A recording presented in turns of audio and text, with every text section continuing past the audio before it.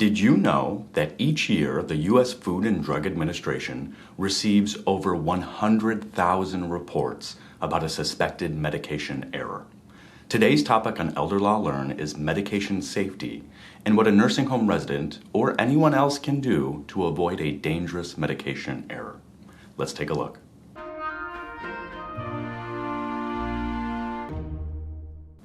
Hi, my name is Liam, and our topics for today are informed consent, medication safety, medication reconciliation, and useful vocabulary.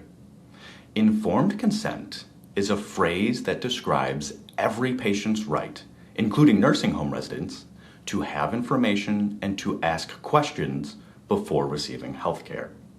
This means before receiving treatment, including medications, you have the right to have your condition explained and to understand your treatment options, including the risks and benefits of those options. Informed consent means that your treatment is your choice and that you have all the information that you need to make that choice. You also have the right to choose the physician or doctor who provides you with information about your condition and treatment options. You have the right to refuse any treatment and can change your mind at any point about treatments that you already are receiving. Informed consent means that your health care and long-term care should be a shared decision-making process between you and your healthcare providers. Now, nursing home residents also have a right to care planning participation, which you can learn more about in our video on the topic. If you make healthcare decisions for somebody else, if you are a healthcare proxy or legal guardian, for example, the right to informed consent extends to you with input from the person for whom you make decisions when and how they are able to provide it. Always remember that you have the right to learn about your condition and treatment options and to make your own choices about the options that you have. Now, let's talk a bit about medication safety. Many adults take more than one medication, and many medications have side effects. It's important that you know what medications you take, when you take them, and the potential side effects. In fact, the most important thing that you can do to protect yourself from medication errors is to know what medications that you take and to make sure that your healthcare providers also know. The best way to do this is to make a list of the medications that you take and to get all the information that you need to update that list from your doctor when you are adding or removing medications from your treatment plan. We've included one useful template for this type of list in the description below. When you're in a nursing home, always know what IVs and pills you are given and make sure that the medications that you receive are for you and not a different resident. Here's some information that you should keep about every medication that you take.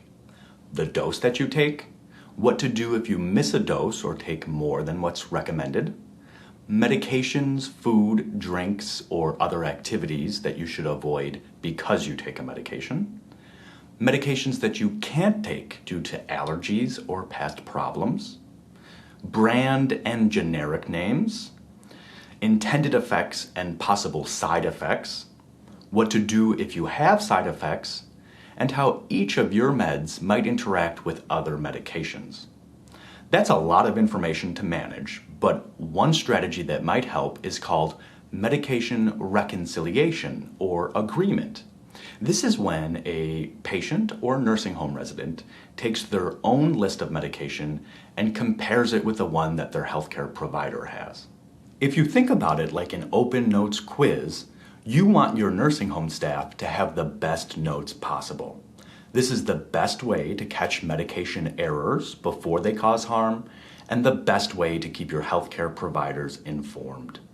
It can help to keep copies of your medication list and to give copies to your loved ones and advocates. Remember this, medication errors happen most often during healthcare transitions. This means that you should use medication reconciliation after every change in your healthcare. That includes the first time that you enter a nursing home, every time your medications change, and especially if you have to go to the hospital or other facilities outside your nursing home. If your situation has changed, you should check to see if your updated med list matches the one that your provider has. Finally, you can avoid medication errors by learning about the difference between how you talk about medication and how your doctor does. This is useful when you're discussing changing your current mix of medication and while performing medication reconciliation. One important concept is never meds. A never med is a medication that you can never take. Instead of saying never med, your doctor might say absolute contraindication, life-threatening side effect, or severe allergic reaction. It's a good idea to put any never meds that you have on a list of your allergies, even if you aren't allergic. This can help ensure that hospitals or other providers don't accidentally give you a never med.